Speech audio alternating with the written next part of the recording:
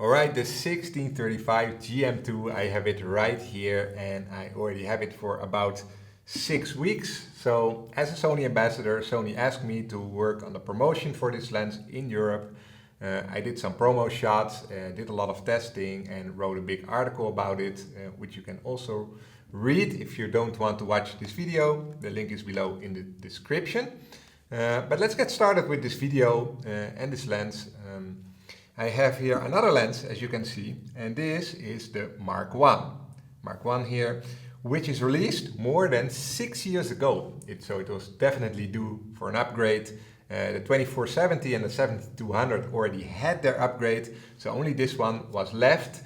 And in this video I'm going to explain you that this is not just a simple upgrade. There are definitely a lot of nice points to this new version compared to the old version, especially for landscape photography. So that's what I'm going to talk about in this video. Let's get started. So first of all, here we have the Mark I version, Mark II version, and the first thing that I noticed that the extension, it still extends when you zoom, but as you can see, it's a very tiny extension. I cannot put my finger in it. It's less than a centimeter, I would say. A little bit more on the Mark I version. This is definitely much bigger, as you can see. About twice as big, I would say. It extends at 16 millimeter, so 35 millimeter is no extension, 16 millimeter is the extension. Well, also the aperture ring, it does have an aperture ring now, which you can control with a button here to make it clickless, smooth, or with a click.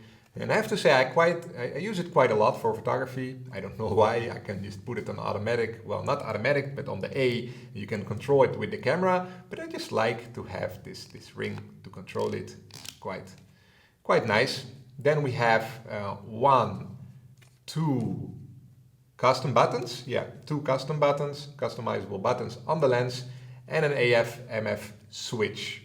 Now the lens also has new XD motors, 4 XD linear motors for the autofocus. That basically means that the autofocus is super snappy, super fast, smooth, and makes almost no noise compared to the old version. Of course, it has all these new functions that you can also see in the other upgrades in the Trinity set, the 2470 and the 7200. Other things, it has a 82 millimeter filter thread. That's basically the same amount of millimeter as the 2470 and the 7200 GM2.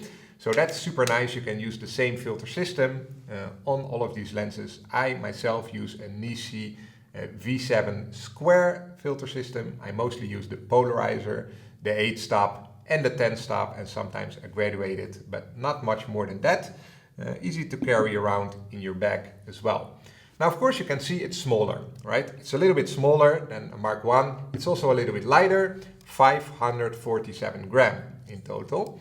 And the Mark I is 680 grams, so about 130 grams lighter. That's about 25%. And then you might think, well, 25%, 130 gram, that's not that much, you know, in my camera bag. But if you look at the whole Trinity set, the 2470, 1635 and 7200, in total they are almost 2.3 kilogram. Yeah. And if you have the same set, but the Mark I versions, they are more than 300 kilogram. So that's a 700 gram difference, which is quite significant if you like to go hiking, or in general if you like to carry around a light kit. This is definitely the way to do it, the GM2 set. Here you have a picture where you can also see the 12-24 G Master lens, the 12-24, my absolute favorite wide angle lens. I will tell you more about if I like this lens more or not, because this is a little bit difficult, but the 12-24 is about 850 grams, so definitely a lot heavier, but of course 12 millimeter compared to 16 millimeter, that's a lot of difference. So the 12-24, yeah, I still really love that lens, but anyway, more on that later. It's definitely a lot bigger and heavier than this lens. All right, so let's put this one away. I'm only gonna talk now about this one, the Mark II version, and let's talk about how I experience the lens in the field. So most of my photo sessions in this video will be near my house. Why? I just had a baby. She's now 6 weeks old. So especially in the beginning when I received this lens and also when I received my baby, I couldn't go far, obviously, you know, quite busy with the baby. But recently I did go to Greenland and to Iceland. I took a number of shots there. Actually, I just came home just yesterday. Tomorrow is going to be the announcement for this lens, so I quickly made this video. Yeah, I will show you some shots from there as well. But let's first look at the shots from the Netherlands, which will give you kind of a good overview of what this lens will be capable of. So first photo session, obviously a windmill in the Netherlands. And well, you can see this shot was during a sunrise, got a beautiful sky, and you see the plants in the foreground and they're all in focus. And I want to talk about that first because I quite often use focus stacking in my photos, meaning take different focus points and then later combine them. The A7RV can do this automatically, take the shots from front to back focus. And this lens is actually incredible for that. Why? Because this lens has basically no focus breathing. That's right, no focus breathing. Very tiny bit, almost nothing. That is completely different than most of the other Sony lenses, especially the 12-24 G Master, which has actually a lot of focus breathing. What is focus breathing? Basically is that the focus, the kind of the zoom slightly changes when you change the focus, even though your focal length is still the same. And that can be annoying because you need to align shots when you're doing focus stacking to get everything in focus from front to back. But this lens, no focus breathing, almost no. So it's really nice. Now this shot, you know, foreground, background in focus is an example of that. Very close to these flowers in the foreground. So I let the A7R5 take multiple shots and then I combine them to get everything in focus. Now then I waited a little bit before the sun, for the sun to come up because I wanted to see the Sunstar. I like a Sunstar sometimes in my photos, not everyone likes it. I sometimes like it if the composition works, and it works in this photo. So here the sun comes up, hits the edge of the trees, and you can see I shot on f/22 on purpose just to see the Sunstar. That's how you do it. And you can see the Sunstar looks nice. It looks not distracting, looks not too extreme. It just looks like a nice Sunstar, in my opinion, of course. Then we have here another photo of the Sunstar. You can see here the full Sunstar at this tree. In my opinion, again, looks nice, nice Sunstar, definitely usable. So f/14, f/22 with this lens.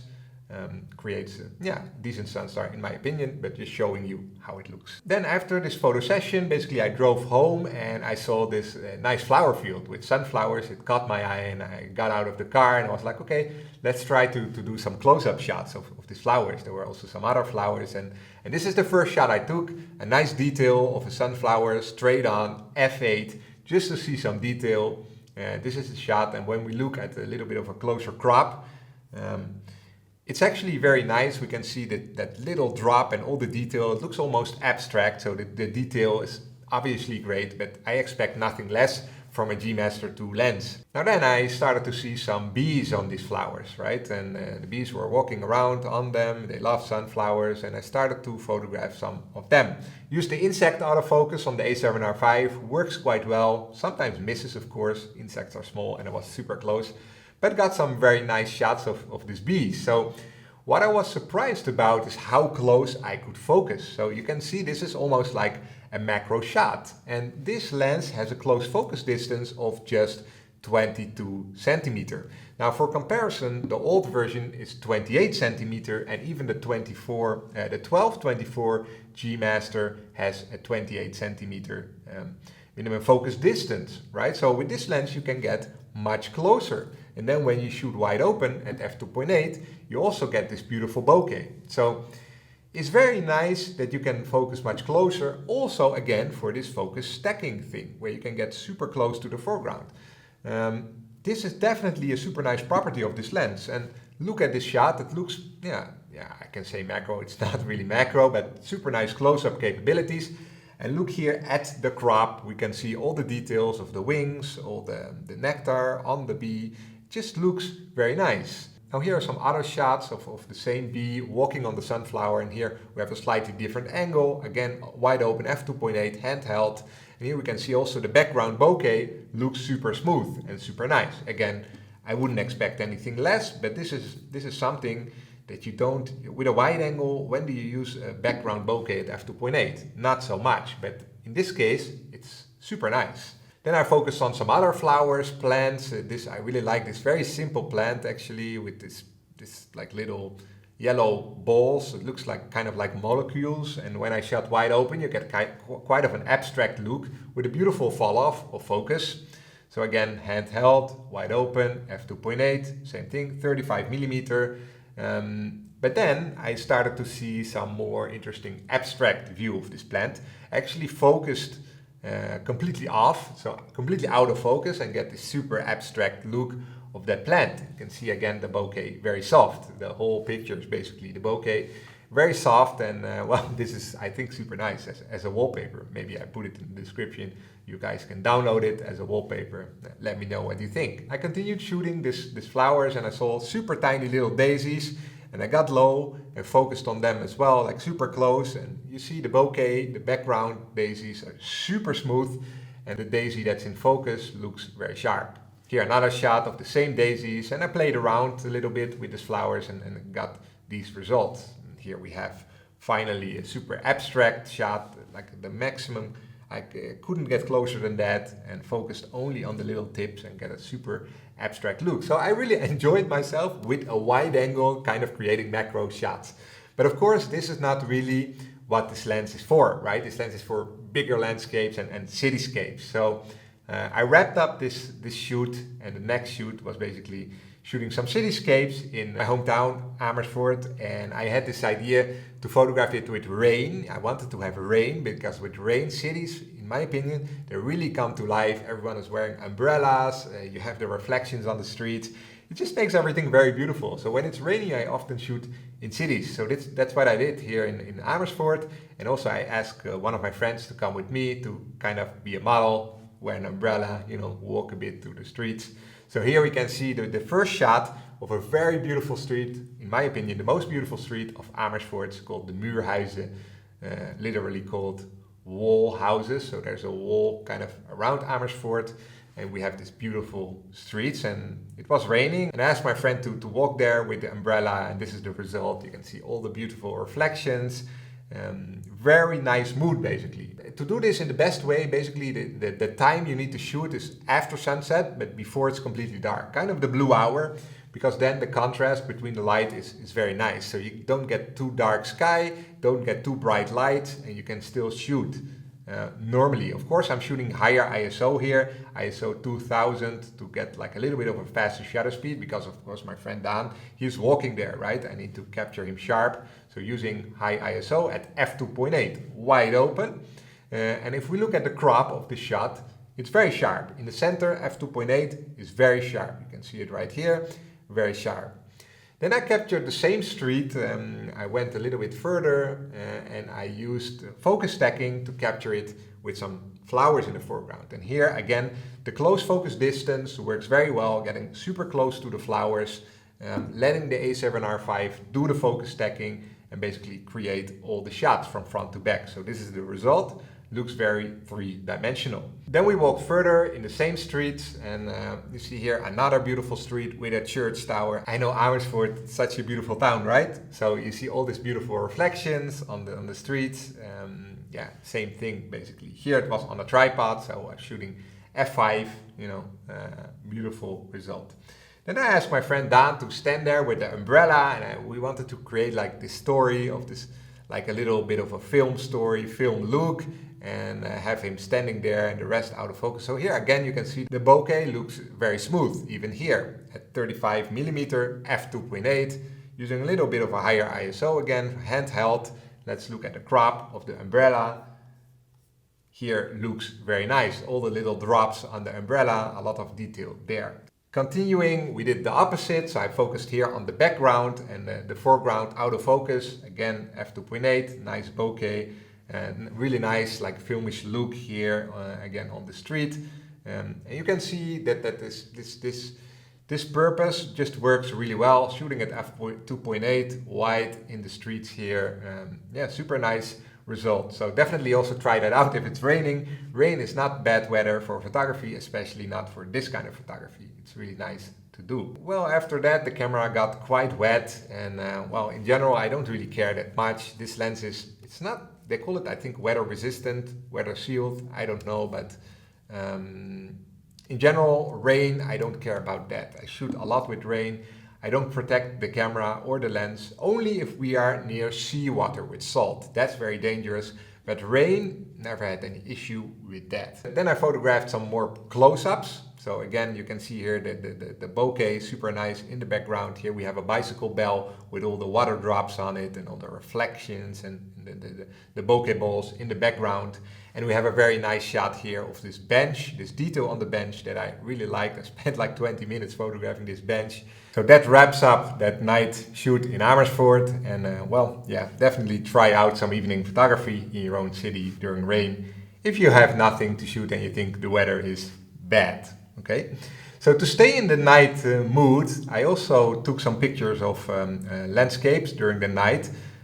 Because of course some of you might be interested to know how this lens performs with astrophotography. Now, of course, we don't have super dark skies in the Netherlands, and when I was doing this test, it was also not the best conditions, but I definitely did shoot some night skies with stars, so let's dive into that. Here we have the first photo of a tree in the night. It was not super dark yet, but we can see enough stars here.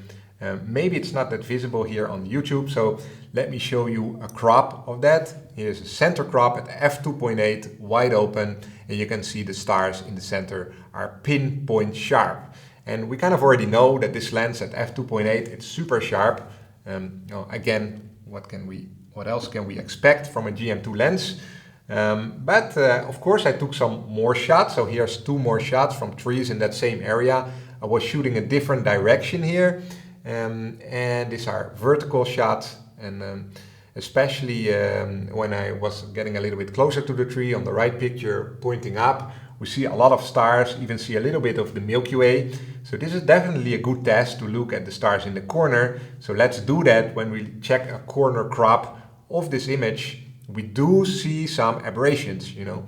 There's a lot of stars here, they are still very sharp, but we definitely see some aberrations, like a little bit of a kind of starry things, but definitely not too bad. We are quite pixel peeping here, but yeah, just to show you, there are some aberrations in the corners, but yeah, in my opinion, they are perfectly acceptable. Nothing extreme. Also, no chromatic aberrations. So that's very good. But of course, the king of astrophotography for wide angle is still the 14mm 1.8 G Master, which I also own as well. So if you're gonna do only astrophotography, that lens is just phenomenal.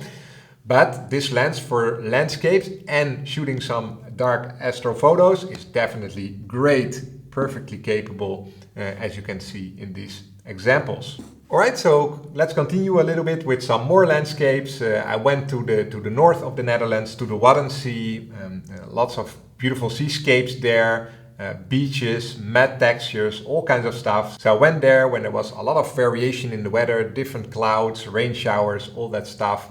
That's perfect for seascapes. Of course, I got wet multiple times from rain showers, but it doesn't matter. It was a great few hours of shooting, so let me show you some examples of that shoot.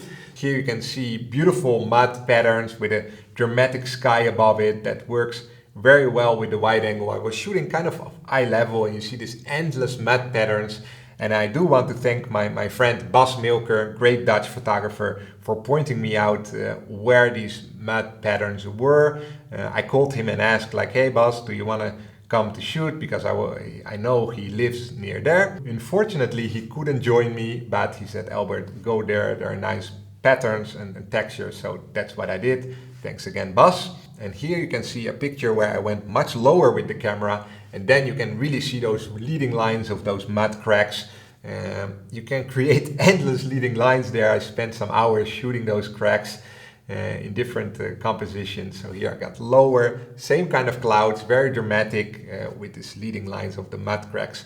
Again, I use some focus stacking here to get everything in focus from front to back because I just wanted it perfect. It was, you know, if you're shooting f14, it's not 100% necessary, but if you want that foreground super sharp, then it's of course great to use this technique. Here we have a composition straight down 16 millimeter as wide as possible, and you can really see how interesting those mud cracks look. Very nice sharpness from corner to corner here at 60 millimeter. Shooting handheld, little bit higher ISO, and you notice I do that a lot. I shoot a lot handheld because the image stabilization of the A7RV and the lens just works super well. I'm very confident in doing handheld shots. I often do it if I don't really need to use the tripod for longer exposures. Well, I spent some more time at those mud cracks. Here you see 3 images side by side with different kind of light, different kind of compositions. I basically just waited until the sun gets lower. Sometimes we had complete overcast, a lot of drama. Sometimes the sun peeked through, creating light rays, a lot of different beautiful conditions that day. So I spent a lot of time capturing those different conditions and trying out different compositions. All the shots were focus stacked because I was super low to the ground. Also here you can kind of see how that looks like. These were from the tripod because of the focus stacking as well. So on the tripod you can see how the camera was set up, and for some of these shots the camera was even set much lower. Then the sun was getting lower and I decided to walk a little bit on the pier. I was on the pier. On the right side I had mud cracks. On the left side there was actually the sea, but the tide got super low, so it created an amazing reflection of all these clouds and the light. So I walked on the other side of the pier and I spotted this scene. Beautiful scene in my opinion, very serene, shooting wide open, capturing that entire sky with those entire reflections. Very beautiful. Shooting handheld because I had to move a little bit fast because of the light, so I'm using a little bit higher ISO here. Then I walked a little bit further. I saw a bunch of poles leading into the horizon with again spectacular sky as the sun and the clouds played with each other all the time.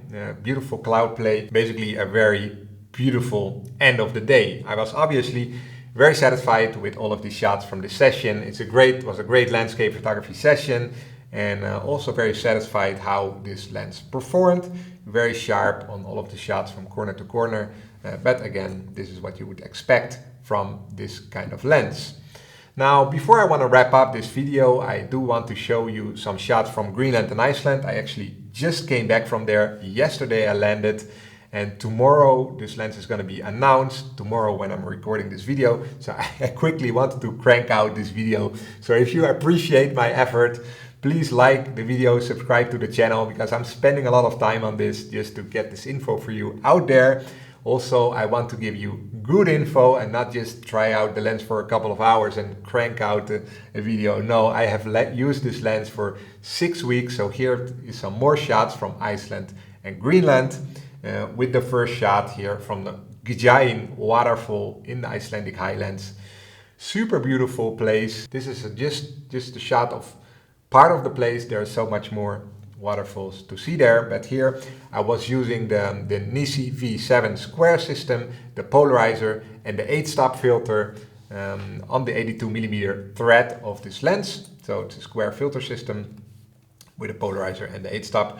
I also have the 10-stop and a graduated filter. But anyway, CPL and 8-stop, 2-second exposure, tripod. The polarizer works very well with water to remove the glare and the reflections and makes the water so beautiful, I would say. So beautiful place, 2 seconds at 35mm. Next we have a shot from Greenland. I'm doing their photo tours every year with Iceland Photo Tours. We have our red sail boats photographing each other. And here we had a very calm night, I would say, because this is a midnight sun. You have beautiful light all the night, spectacular color, and also no wind, so beautiful, nice reflections. And here I'm shooting always from the boat. So you're shooting from the boat, no tripod, and that's why the f2.8 lens is of course super nice, because you just shoot wide open. If you know it's sharp, then you can just always shoot wide open. So here I was shooting f2.8, a little bit of higher ISO because a little bit of less light already, at 35 millimeter to get this result. Then we have the beautiful Thorsmork area in Iceland in the highlands. Absolutely epic place. I was lucky to get some beautiful conditions during my tour there. Super nice. I have to hike up a little bit, but here again I was doing the shot handheld because I was helping the group, you know, taking pictures for them, setting things up, helping them. So I like to then walk around and just do handheld shooting. And this is what came out when the sun went just a little bit below the mountains there. Beautiful colors, beautiful evening basically in Iceland, shooting at 16 millimeter at f10. Then here's something completely different. This was a texture from a house in Greenland. I really like this shot with the split of different textures and the reds and the blacks. Shoot at f4, handheld. Again, I was walking around there just seeing different things like this, and really like how this came out. Looks very 3D basically. Another shot here in Greenland, put my tripod low. It was already a little bit darker. I really like the blue hour sky against the red and colorful houses with the cotton flowers in the foreground. No focus stacking was not really needed. Needed a little bit of a longer shutter speed, so on the tripod with a narrowed down aperture a little bit to get everything more sharp in focus. Yeah, this was taken around, I think, 2:30, almost 3 a.m. at night, to give you an idea. It's still very bright there in August. Another shot from Greenland on the water, beautiful scene, beautiful iceberg, beautiful light with our little boat right next to it. That evening was just stunning. I mean, there's not much to say about it. I mean, we can talk about settings, but it was quite simple. There was a lot of light, so it was nothing complicated. Just want to show you a beautiful shot. Then this waterfall, Goda Falls in Iceland, vertical shot. Again, using the Nisi filter system and the polarizer to remove the glare, the 8-stop to do a little bit longer exposure. So what is it? Let me check. 15 seconds exposure, and also did focus stacking to get that foreground very well in focus with multiple shots. 15 seconds exposure, no clouds in the sky, but it didn't matter that much because still some nice side light coming in and a beautiful foreground. Who needs clouds then anyway, right? So I really like how this shot came out. And then the last shot here in Greenland. It's a very simple shot of just this beautiful serene mood with the moon and this iceberg and a nice reflection in the water. Very simple, but speaks a lot to me because of the simplicity, and it just shows a very nice mood of the place. So those were some shots of Iceland and Greenland. All the shots in this video are post-processed. If you shoot in RAW, you need to do some post-processing to make them look kind of how they were in real, or at least make them look not so flat as the RAW files. I really like post-processing. It's part of my workflow, part of my photography. I used to be a designer. If you're interested in my post-processing techniques, you can check out my course. It's on my website. I will put a link in the description below. Basically, I have many students already. Everyone is very satisfied, I would say. So definitely check that out if you like these photos and want to learn how to do post-processing like me. Now it's time to kind of wrap up this video. So to summarize everything about this lens, of course, it's smaller, it's lighter than the Mark I version. It has more buttons, it has the aperture ring, all that stuff. But it's not just that. It has some incredible functions for landscape photography. The most important one, well, actually there are two important ones. Very nice that it has no focus breathing, basically no focus breathing, which is very impressive. Then the close focus distance. You can get very close to your foreground to do this impressive focus stacking, or to simply create kind of interesting close-up shots. Also great for product shots. You can create some very nice close-up shots with the close focus distance of this lens. And the bokeh is also very nice. It's very soft, it just looks very good. And of course the sharpness of this lens, even at f2.8, is excellent. That said, even the corners with astrophotography, star shooting are very decent, some small aberrations, but nothing significant. It's very capable of night shooting and just an all-round great landscape photography lens. It has an 82mm filter thread for filters, which is the same as the 2470 and the 7200 GM2. That's very convenient. And some of you might ask me, Albert, okay, are you going to use this lens now instead of the 1224 G Master, which people know is my favorite wide-angle lens? Difficult, very difficult question. The 1224 G Master, for focus stacking, it has a lot of focus breathing actually. So in that case, this lens is nice, is very nice, but you know, I really like the 12mm of the 1224 GM. So if I'm going to shoot cityscapes and I want to go super wide, I'm going to bring my 1224. I'm going to leave this one at home. If I'm going to go hiking, I'm going to shoot a lot of landscapes in the mountains, 100% I'm bringing this lens.